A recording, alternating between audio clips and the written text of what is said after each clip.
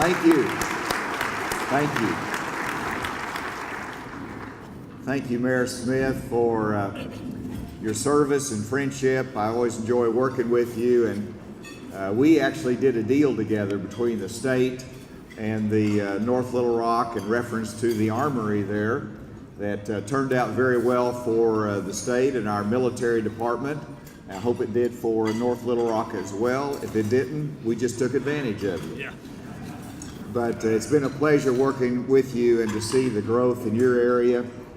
Distinguished members of the executive committee that's here, thank you for your leadership for the Arkansas Municipal League.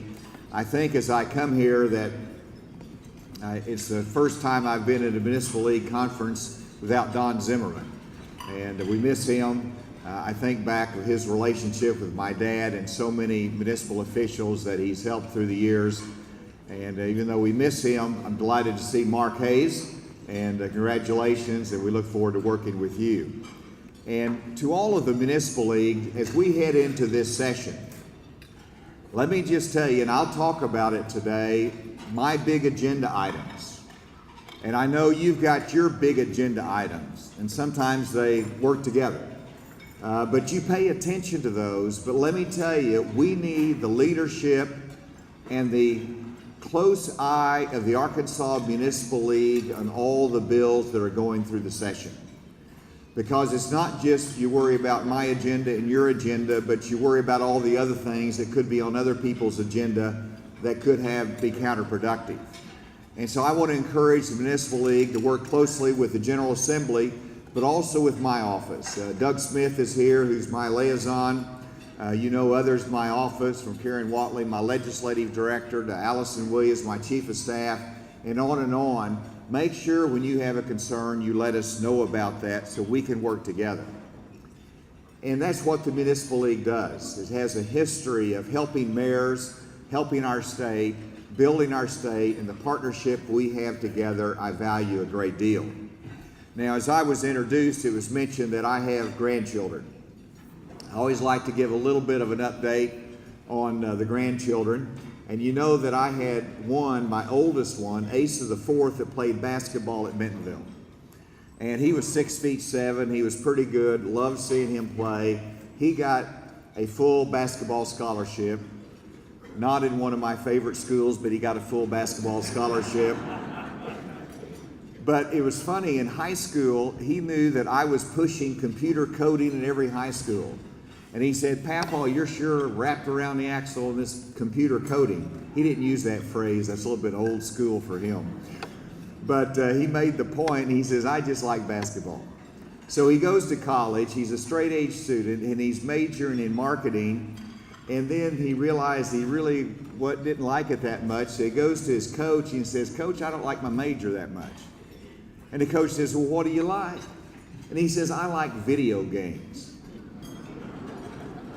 And the coach said, "Well, let me put you in touch with our division head, who has one of the premier computer game design programs in the United States." So Asa goes over there and visits with the professor, and pretty soon he signed up taking video game design, and guess what his major is? Computer science. So life comes around, and it gratifies me to know that what we're doing here in Arkansas by pushing technology education, what we're doing in terms of growth, is the right direction for our state. And as I begin my second term, and thank you very much, I was really excited about the inauguration and the election. And I was reflecting back 4 years ago. One of the first speeches I made after I got elected the first time was to the Arkansas Municipal League. So this is my first speech, other than to the general session, my first speech to any group, and I'm honored to be here for that. The second tradition is that 4 years ago, what did I do on my first day in office? I called 6 CEOs of companies across the country and said, Arkansas is the right place to do business. And on that first day in office, I called 6 of them, cold sales calls. One of them I happened to call Ron Cohen of Sig Sauer in New Hampshire, 1 year later, they announced that they're bringing a premium ammunition manufacturing facility to Jacksonville, have over 100 employees, and are continuing to expand.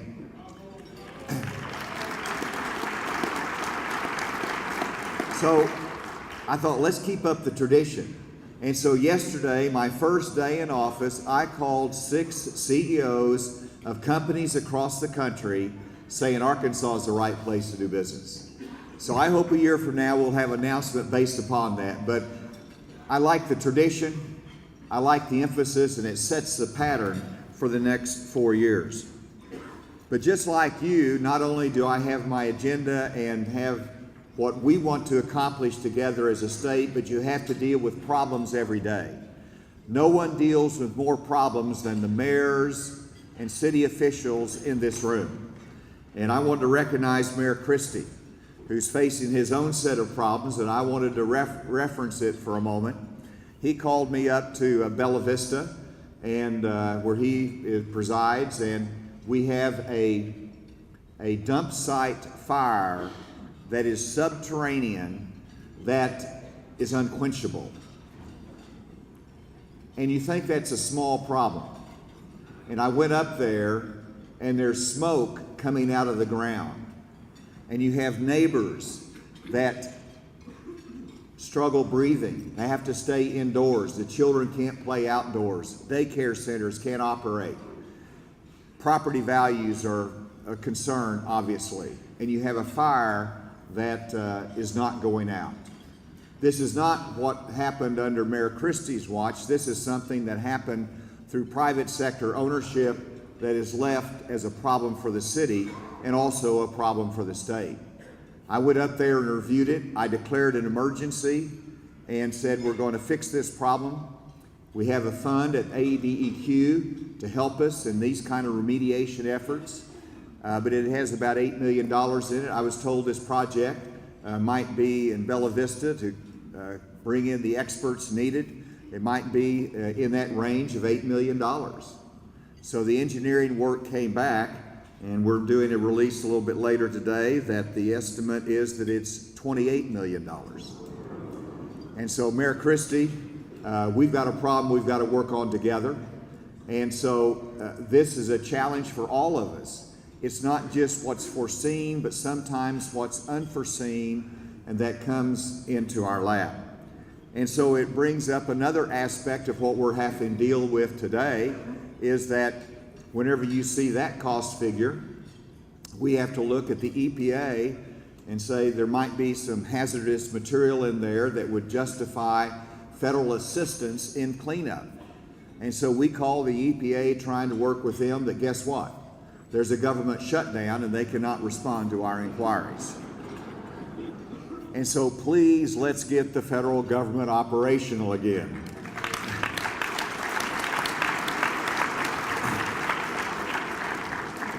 Notwithstanding the challenge, we are going ahead with our forestry department for the necessary preparation work so that when we get some other cost bids in, that we can proceed with that cleanup, because it is a concern to the citizens and we have a responsibility to act. I know that you're interested in and looking at the upcoming special session of the General Assembly.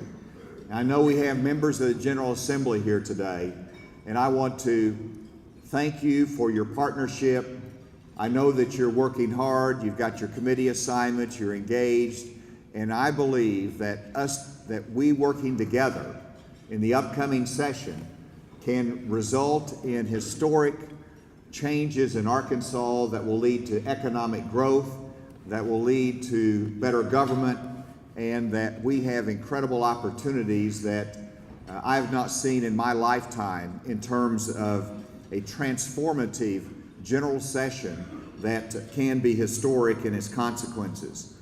I have to memorize things and I have tools to memorize. And so as you look at my agenda for the special session, there are 4 T's.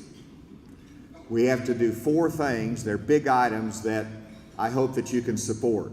First of all, we need the transformation of state government. We need to have increase in teacher pay we need to have tax cuts, and we need to have a new transportation highway funding bill.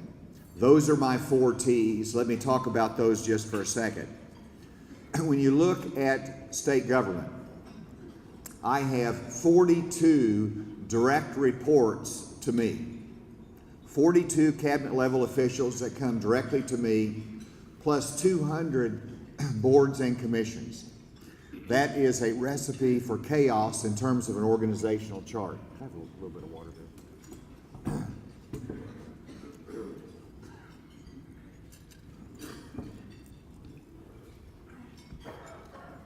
Thank you, Mayor Smith. You're welcome. A good aid to camp. But we want to be able to reduce those 42 departments down to 15, where we can improve services and its delivery, efficiencies, more management controls. And if you look at some of the transformative ideas in terms of our reorganization effort, we'll create a new department of shared services and transformation, a private sector model that allows us to take human resources and IT functions and procurement all together to serve the other departments of government, a direct report to the CEO of the state. We'll have a new Inspector General's office under that transformation plan. It will be the first time in history that we'll have executive branch tools that can look at broadly where is waste, where is abuse, what can we do better and be more efficient in our operations. And so it's a good structure that will give us transformation that is historic and much needed. Why do we need to increase teacher pay? Because teachers are fundamental to education, and education is fundamental to economic growth and what we need to do in Arkansas.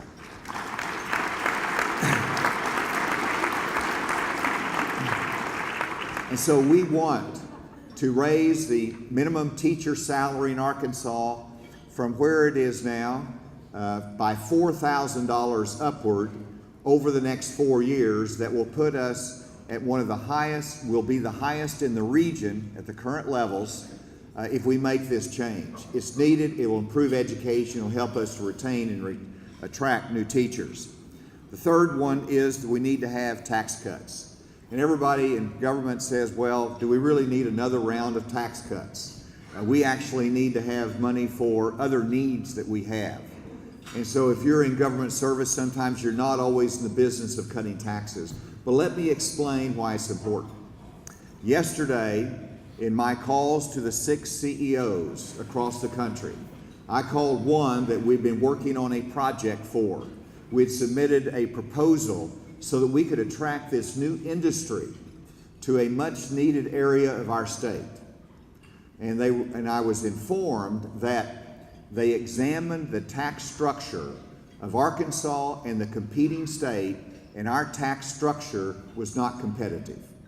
That was the bottom line. That was the message that they gave to me. And so we lost that opportunity for growth because of a tax structure in this state. And our legislative task force has made recommendations on some business-oriented tax adjustments that are important. Our first priority is to lower the individual income tax to get it to a more competitive rate. And our goal is to lower it to 5.9% over the next 4 years. You have seen what we've been able to do in the past, where we've lowered taxes, but we have increased our investments in education. We have met our needs in expanded Medicaid services to our citizens, and we've continued to even put $50 million a year into our highway programs. And so we're doing it carefully. We'll continue to do that. It's something that we can do, but we also must do. And so understand the objective is to meet the needs of public services, but at the same time continue to be competitive and to grow our economy. The fourth one that I know you're very interested in, which is a new transportation plan. And that is a highway plan that we will develop. And I know that there is some anxiety because you have not seen the specifics of that plan yet. Well, anytime you take on something that is major and that is significant, it takes time to build that consensus. And there's differing views in the legislature. One view is, well, let's just fund a new highway program out of general revenues. In fact, there is one proposal that you would take the sales tax revenue from used and new cars up to $150 million a year and transfer that from general revenues to our highway department. Let me tell you, as mayor, you would not want that big chunk out of your budget. And historically, and help me out with this, that we've had two pots of gold, two pots of money. One of them is the special revenues that go into the highway department that funds our highways. Those are excise taxes, and those taxes have what are the special revenues that the highway department is controlled. And when we needed more funds, we would raise the special revenues. On the other side of the coin, you have our general revenue pot that funds the state agencies and government and helps the cities in their mission. And that has been sacrosanct, that has been carefully guarded because they're two different pots of money. And so a few years back, we had a short-term fix where we did put $50 million every year into our highway department, but we cannot set that pattern for the future. And so if you're going to increase revenues to the second pot of money over here, the highways, you've got to make sure you don't drain the first pot, because you have education, you have many different needs, including criminal justice and our state police that have to be funded. And so help us along the way as we develop the details of this and help us to arrive at that much needed consensus. And yes, ladies and gentlemen, I understand the partnership we have with our cities and our counties. And we do want to develop a new highway plan that maintains that shared responsibility and shared funding with our cities and our counties of 15% for each.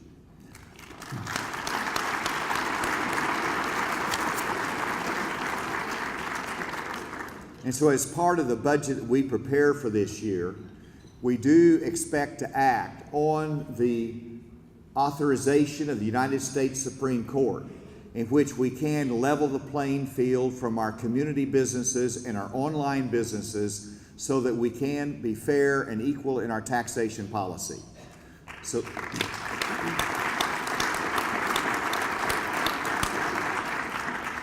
that is fundamental to having what we want to accomplish in our budget and also in terms of tax policy and fairness this year. And I expect and ask the legislature to act upon that. Finally, it's important that we continue the investment and the push for rural high-speed broadband networks in all of our communities.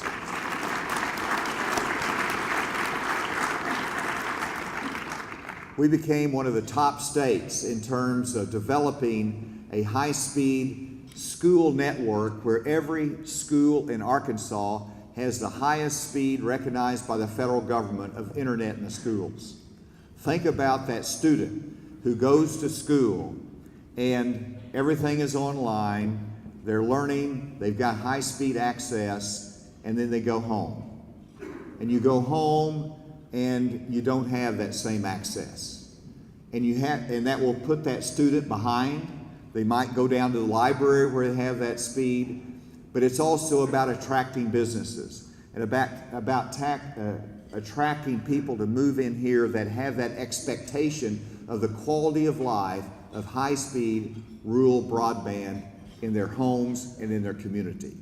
And so this is a private sector responsibility, but I've called them in. We'll continue to push. We'll continue to make that a priority. Now, I had a great conversation up here before I started, and I want to end on this little story. I went to New York City on one of my marketing trips, and after one meeting, I went around the block, and I came across this bookstore called Argosy Bookstore, and it said, over 100 years old. Well, you know me, I can't resist, so I walk in. And I have a beautiful bookstore, and I said, you got anything from Arkansas? And they said, well, you go up to the fourth floor, we have original maps of various states, see what we've got on Arkansas. I go up there, and sure enough, from the Southern District of New York, they did the mapping for much of the western United States, and they developed a map of Arkansas, and I had an original map in the year 1858. I bought it, my own money, and I framed it. Important to note. I framed it, and it is in the mansion, so y'all come look at it sometime. As you walk down into the library, you turn right, and this is on the wall there. Now, I tell this story because I'm fascinated by it. There wasn't a Miller County in 1858. It was different. But in my neck of the woods, you know, you've got Rogers, a pretty growing community. Springdale's there under a different name. But in Benton County, the most prominent city is Maysville. Gravette, my hometown, is not on the map in 1858. Rogers is not on the map in 1858. There might have been some other name, but it was not there. It was Maysville. Why do I tell that story? And it goes back to what Mayor Smith said about being aggressively progressive. And you think about these different cities that have changed sizes through the years into prominence and into non-existence. And it's because of leadership. It's about looking around the corner. It's about growing. And we have to have a growth agenda in this state. You have that in your community. We have to have it not just in Northwest and Northeast, but we have to have it all across this state. We have that agenda. We'll continue to push that forward because that will help your economic base. It will help your delivery of services, and it will help our schools and our communities that are so critical. Thank you for your partnership. Pick up on